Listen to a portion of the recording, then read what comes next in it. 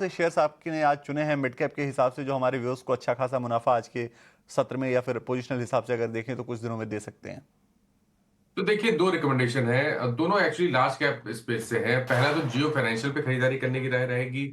अब काफ़ी समय के बाद यहाँ पर कुछ रिवर्सल के साइन वीकली चार्ट पे भी देखने को मिले। ध्यान रखिए, इंटरडे चार्ट पे डेली चार्ट पे एक फ्लैग पैटर्न का ब्रेकआउट है। वीकली चार्ट पे 200 वीक मूविंग एवरेज को रीगेन किया है स्टॉक ने। तो जियो फाइनेंशियल में ₹270 के स्टॉप लॉस से खरीदारी करेंगे। ₹280 तक के टारगेट पॉसिबल है।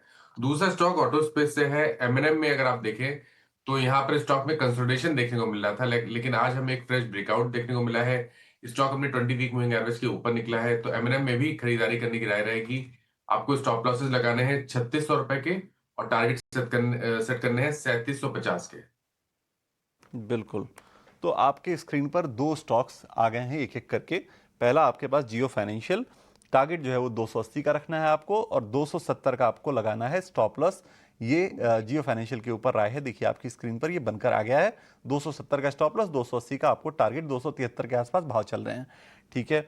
उसके बाद दूसरा स्टॉक जो है वो एमएनएम का है, जिस पर आपको नजर रखनी है। एमएनएम आप देखिए इस वक्त जो स्टॉक जो है वो चल रहा है 3645 का, और आपको जो ये टारगेट लगाना है वो लगाना है 3750 का। सॉरी, टारगेट जो है वो 3750 का और 3600 का आपको लगाना है स्टॉप लॉस। यानी यहां से करीब करीब आप देखिए 3600 के 3647 का 3600 का स्टॉप लॉस आपको लगाना है। तो करीब 1.5-2% के आसपास नीचे आपको स्टॉप लॉस लगाना है। चलिए, तो ये दो पिक्स हैं जिन पर आपको आज नजर रखनी चाहिए। लेकिन एक काम करते हैं, एक राय जरा लेते हैं बीएससी के शेयर पर। टॉप गेनर बना हुआ है इस वक्त मिड कैप के 100 इंडेक्स का, निफ्टी मिड कैप 100 इंडेक्स का। बीएससी 5% की तेजी, नतीजे मजबूत आए थे और उसकी वजह से यहाँ पे तेजी अच्छी खासी देखने को मिल रही है। ब्रोकरेजेस का नजरिया भी काफी बुलिश है। मानस, आपकी क्या राय बनती है बीएससी के ऊपर? कहां तक ये तेजी जाती हुई दिख रही है आपको?